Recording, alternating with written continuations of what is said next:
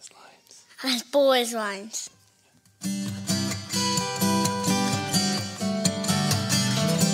As bold as lions. As bold as lions. As bold as lions.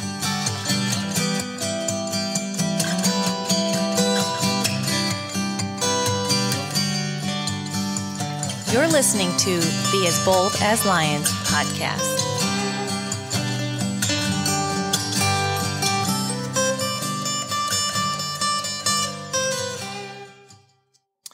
Well, hello and welcome to another edition of the As Bold as Lions podcast. This is Derek Johnson and my wife Corey, and we are just so delighted to have you join us for the next few minutes. How are you doing, Corey? I'm doing great. How are you? This is kind of the, the light banter, and just I could say, I probably know how you're doing just from being with you most of the time, but it's always good to just check in and say, how are you really doing? Yeah. We could have some real honesty here. We could, yes. But anyway. We could.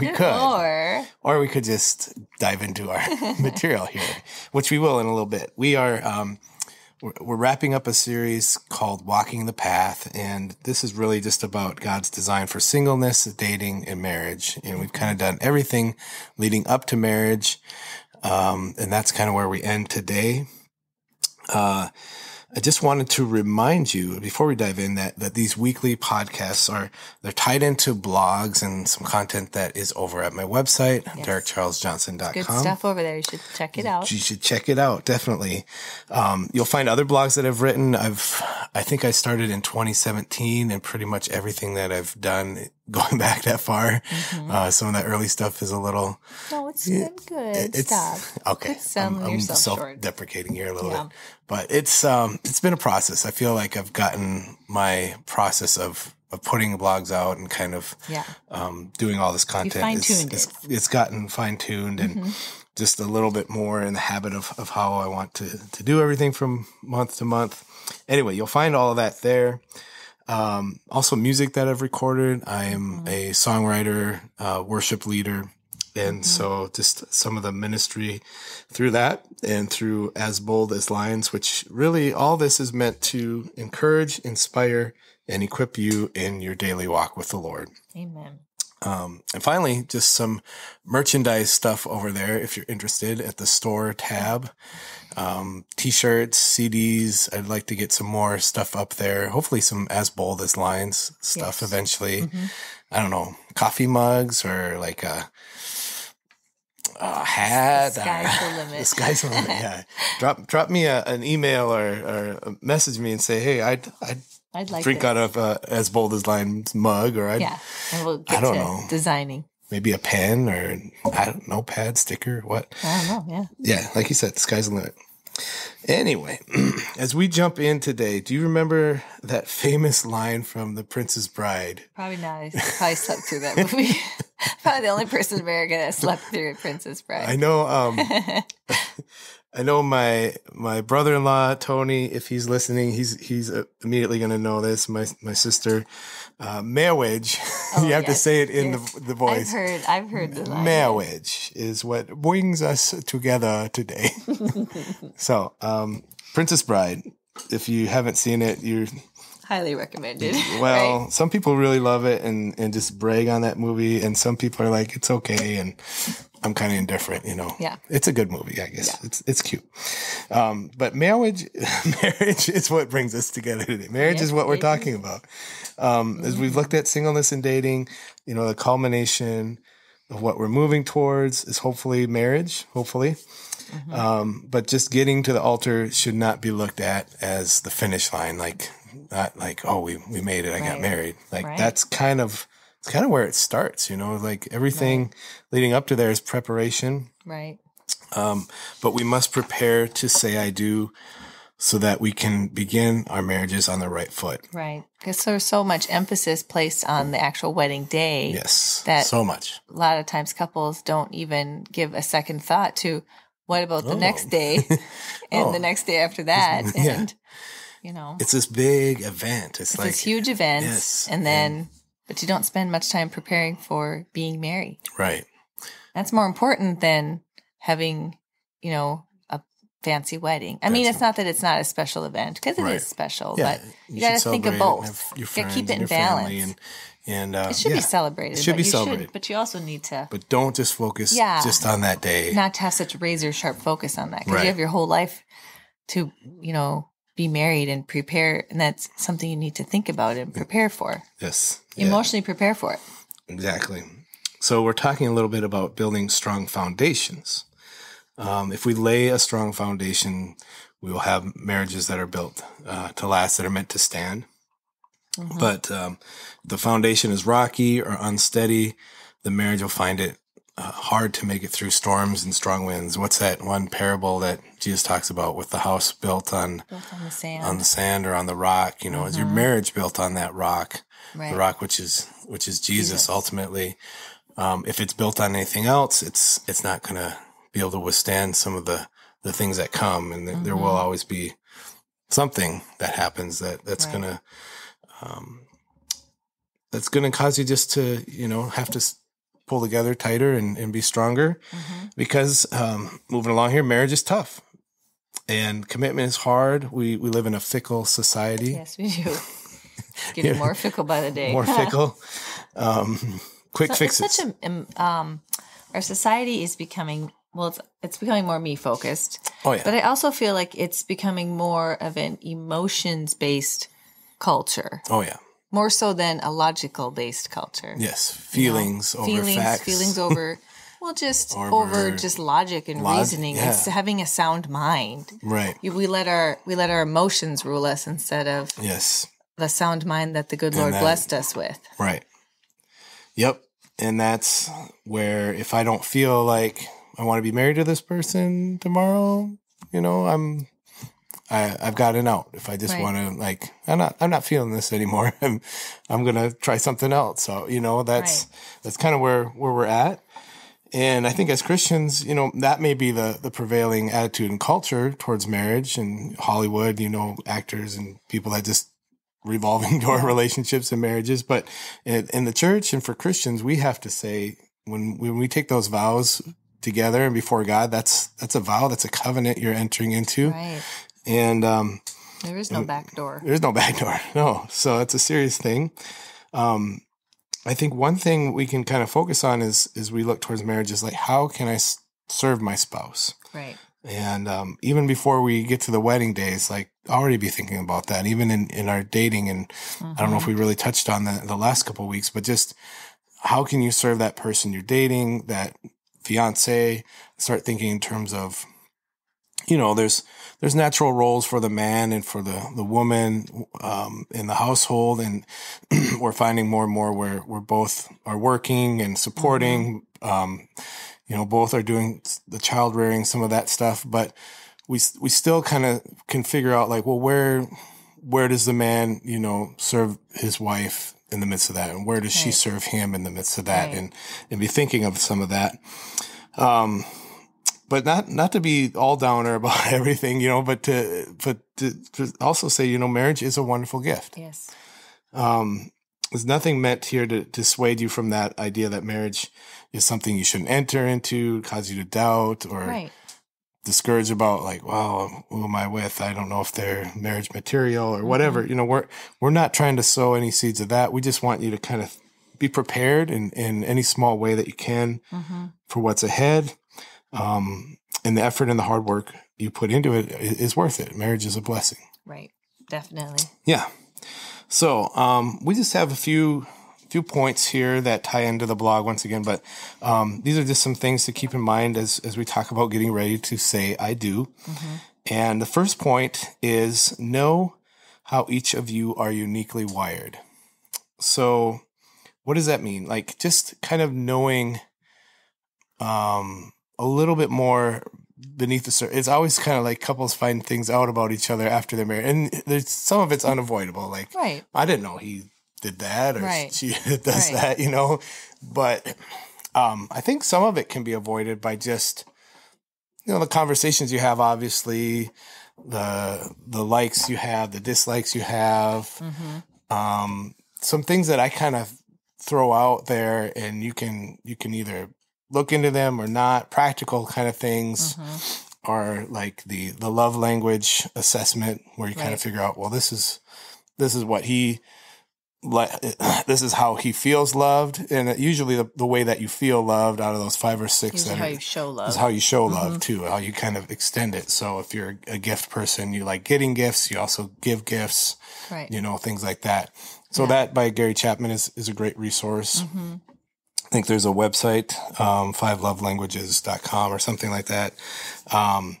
Another one are personality tests, which, there's some truth in that. I know we've kind of gotten so caught up in the last few years, especially into the church, of these an anagram. I don't know if I'm saying that right, but that sort of a test where you really drill down and figure out, like, well, I'm a 7 and she's a 4, whatever, all these things, and nothing against that, but sometimes I feel like we're just putting so much stock in those where we're not allowing ourselves to really think outside the box of, like, well, they're not just that, or they're not just this. And I think in all these things, it's a general, if it helps you understand that person a little bit more, great. If it doesn't, find something else, or look, there's literally dozens of personality tests, and a lot of them are kind of similar, but just a caution to not just like get too wrapped up in, like, this is everything about me, and this is everything about them. Yeah. Just that caution about it. And also just spiritual gift assessments, which are, again, another way to kind of figure out maybe where you lie within certain natural things that you gravitate towards. Are you more of a teacher? Are you more of a whatever? I'm trying to servant. Yeah. Evangelist. Right. That might be a good thing to know before you get married. Like, well, he's got a gift of evangelism. So, things like that if they're helpful, try them out. It's good. It's worth looking into.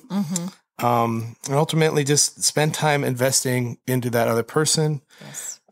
Just to kind of see what the world looks like through their eyes. Right. And I think, like you said, we're very me focused. Yeah. So it's, and especially just the age, you think of the age you typically get married, early 20s. If you're honest. Yeah. Like, we're not very different than I was 20 years ago when I got married. Yeah.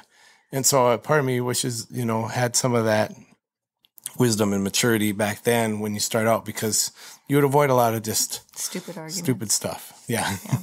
So try to see things through their eyes. And that just brings some understanding, and some empathy to know how to walk in unity and love. Second point there, the honeymoon will only last so long. Yes. Hopefully that's not earth-shattering for anybody. Can you read that verse there from Ephesians? Ephesians 4:2-3. With all humility and gentleness, with patience, bearing with one another in love, eager to maintain the unity of the Spirit in the bond of peace. Okay.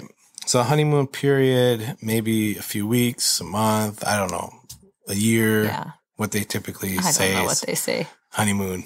There's always like the honeymoon where you go. Yes. Usually right after you get married. Yeah. But kind of say that's your first kind of phase of marriage as well. So, but however long it is, it's not permanent. No, reality sets in. Reality sets in. And, we start to see each other a little bit more up close. The warm fuzzies kind of fade. The butterflies he's a slob. She snores. You'd say that's probably he snores in our case. But, he never takes out the trash. She spends an hour in the bathroom getting ready. And these are none about you. I'm just throwing out potential, Some of them are true, yes. Yeah. But, just those big things and small things that can kind of grate our nerves a little bit. He can't read my mind. Right. That's a big one. Guys have to learn, guys can't read your mind. No. And a lot of times you still can't read my mind. Right. And a lot of times I still realize, you don't always want me to read your mind or just come up with a quick fix. You're looking for somebody just to listen. Yeah. Yes. Still struggle with that one. My first instinct is still to say, how do we fix this? How do we solve it? So, just a little advice there. As you move past that honeymoon stage, you're going to have those first fights and arguments about things, and you're gonna see each other up close. Yep. And you're not always going to like what you see, but this is a time to extend grace and to always just put on that attitude of Christ that says, I love you for who you are, even the good days, the bad days. Yes. I think sometimes for women, it's easy too, when you start noticing those things that can grate your nerves about your husband. It's easy for a woman to start mothering their husband, which is not a good idea. Yeah. They have a mother. If we talk about instincts, they don't need a mother. They don't need another. They don't need second mother. Yeah. They need a wife. Exactly. And that can be, especially to bring in like the mother-in-law dynamic and all this, you're talking about a lot of things at play. Right. And the man just needs somebody who, encourages and supports, and at the same time, like a wife doesn't need to lecture her husband. Doesn't need to lecture him, but especially over silly things like your laundry's on the floor, or right. Why can't you empty the dishwasher correctly? Or right. A lot of it's in tone too, like how you address him. And I know there were probably things when we first got married, like how I folded a towel or something like that, where it's just like, it wasn't like, it was something that, if you cared about it, then I learned to respect that and be like, I'm going to do this how you like it. It's crazy if I don't fold that towel. No, but it wasn't like that, Maybe there were a few times if it happened like repeatedly. Oh, wow. You learn to adjust, and you learn to be like, now it's second nature to do things a certain way, but maybe growing up, or maybe in my case, I didn't fold a lot of towels growing up. I'm saying though that you've gotten quite good at that. I think we go through a lot of towels in our house because there's a lot of people showering at any given moment. So there's a lot of towels to fold every day. Every day there's lots of towels. You should see our laundry with 7 people. But the big takeaway there, just to extend the grace to other people. Don't get hung up on small things, and there's going to be other things that are bigger than that, that you have to walk through as well. And how do you do that in a way that still comes together and you walk with the Lord through it. Right. So, third point is to start good habits now. So now being like before you were to say I do, like start doing good things, healthy things now for the relationship in preparation for marriage. So spiritually speaking, what would some of those things be?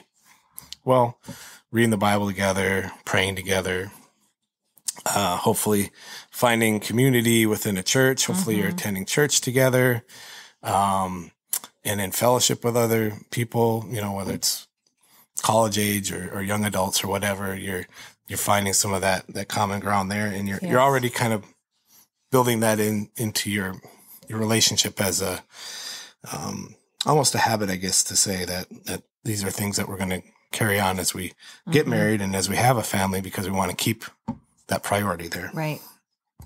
And by just putting those things in place, you're helping to lay that foundation that we're talking about. Yes. That is in Christ. Speaking a little bit to men specifically, just the leadership role that you can take here is leading your wife in Bible reading, in prayer, and going to church.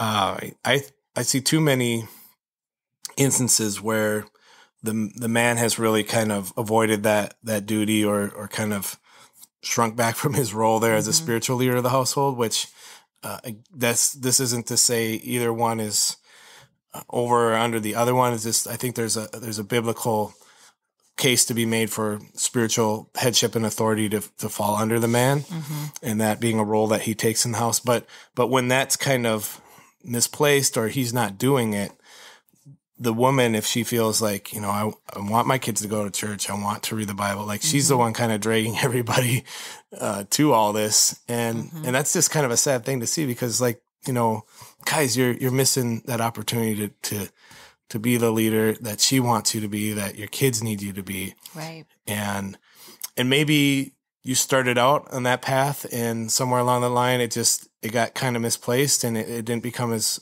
a priority as much. There's still time to get that habit back into your marriage, and to really focus on that. I think for us, like, I know I feel like I should initiate reading the Bible together. And sometimes I know when I haven't done that for a while, or we haven't been going through something, at least praying and kind of closing our day that way, like that's a missed opportunity. That's something I want to do, and a few years ago, we realized the importance of how much we need to read the Bible as a family. And I think we both felt that, but I know you really helped to kind of push that along. And I think we both kind of are on the same page now, where we want to do that. And the kids expect that, that we make that a part of our evenings and everything. So, but if husband and wife are on the same page, you guys are going to be doing these things. You're going to see the need for it. Sometimes maybe it's not that they're not on the same page, but maybe it's intimidating. As for a guy, I don't know. Maybe it's not, but it just seems kind of daunting. It's a lot. Right. Maybe that is why some people shrink back, because they don't necessarily know how to go about it. So it's easier just to avoid it. Right. Yeah. Well, I think a lot of guys can feel like, well, I know what it means to lead my family, to be the breadwinner, to, have the job, bring home the paycheck and all that. Like, I'm leading in that way, and I'm father to my kids or whatever, but they need to see that spiritual leadership as much as anything, because it's gonna resonate with them, and your wife wants and craves that, I believe, as well. And if it seems overwhelming, just start with something that is not too overwhelming. Like, you can just drive the car to church on Sunday, and that start with just doing that. Yep. And then build from there. Right. Yep. And even reading the Bible, like, just find a quick devotional that somebody else just, you hit play, or you read something and it's all somebody else's, thoughts, that you don't really have to be like, well, what do I say here? How do I teach my kids, and a lot of those, like, if on like the Bible app, for example, you can, that's a wonderful resource. And a lot of the times the devotional is, just read it, and there's even like a prayer that you can read and a scripture that goes with it. And it's a good place to start if you don't know what to do. Right. Yep. We've used that a lot. I think we find ourselves just looking for new Bible reading plans most of the time. And there's a lot. There has to be thousands in there. So good stuff. And you can get them twice a week to your email through Derek Charles Johnson. That's right. Hey, you have Monday and Fridays. You put out a devotional for people to use. Yep. Just a reminder that usually every blog, I've been trying to tie them in with the blogs, but sometimes they're standalone devotionals. But every Monday and Friday you can have something, and I try to keep it about 2 minutes or less if you're reading through it. And it starts with a verse, and then you have a reflection upon that verse, teaching to go with it, and ends in a prayer. Yep. There you go. Thanks for the plug. You're welcome, Dave. All right. Our final point here is to, above all, keep Christ at the center. Just knowing that when Christ is at the center of our marriages, everything flows from him. There's a great verse from Ecclesiastes, if you'd read that, Corey. Though one may be overpowered, two can defend themselves. A cord of 3 strands is not quickly broken. Ecclesiastes 4:12. Yeah. I've only done, as a worship pastor, the church that we were at for a while, I had opportunity to do one marriage. And the couple that I officiated this wedding for, they had this kind of a prop, but it was like a thing that they would then keep of 3 cords that are tied together. Like, I think they all had a different color or something, but it was just a cool visual, like sometimes you do communion and you've got the sand that I don't even know if this is a current thing anymore in weddings, but you got Unity Canada. That was fairly popular with our marriage. Yeah. But they had these 3 cords, and it tied into Ecclesiastes 4:12, and that's always kind of left an impression on me. Like, that's really what it is. So, but just, if Christ is at the center, we realize that God extends grace to us, and that never runs out, and we must extend it likewise to our spouse. Right. There's a lot of reasons for divorce within culture, but biblically speaking, the list is pretty narrow for what, constitutes rationale or reasons for a divorce. And even with biblical grounds, a husband and wife are still called to seek reconciliation and to attempt to repair what has been broken. Redemption is always God's chief aim, I think, in our homes, in our marriages, with our kids, and ultimately with Him. And when Christ is first in our marriage, we want to serve our spouse and do it unto the Lord with a grateful heart. Right. So a lot of, what we've already kind of talked about just touches on this, but that foundation of being laid upon the marriage on Christ, putting things into the marriage where you're investing into each other and you're reading His Word together, you're praying together, you're on the same page with a lot of things that are going on, communication like that. Those are all huge things. And then just giving and extending grace, like that's probably one of the biggest things that I can tell anybody is like, don't hold grudges, don't hold things over your spouse's head. Don't be petty over things that, which is hard to do because you always feel like you're right, but yeah, there's always that struggle to like, I know I'm right. I know, but then you have to be like, it really doesn't matter. Yeah. Some man pride. Sometimes it has to come get shattered a little bit. And female pride. So, guys, I want to finish with just this excerpt from the blog this week, and just feel like this is a good place to close. It's getting ready to walk down the aisle. I encourage you to take the time now to start building the foundation, to make it strong so that it will last. Make it shine like a city on a hill because others need to see its light and example. Build your marriage on the same love that Christ displayed on the cross, a love that was willing to serve without getting anything in return. When we start to prepare for marriage in this way, we will show a non-believing world an example worth seeing. Marriage should be something valued and worth pledging ourselves to for life. The world doesn't get that or understand. God's design for this holy institution has been marred and tainted. Let's reclaim it for His glory. Amen. Yes. Guys, we are just, again, so blessed that you would take the time to listen, and would love if you've been encouraged by this to share it and pass it along to somebody. Even as we've kind of been talking through this, maybe some of these things haven't applied to you with the stage of life that you're at, but you may know somebody who is going through all of this right now and would be blessed. So we would encourage you to pass it along to them. Corey, will you take us out with that verse from Ephesians? Our theme verse.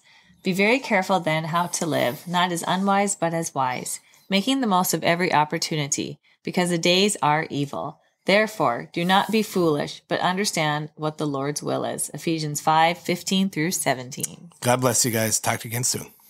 Hey guys, this is Derek Charles Johnson.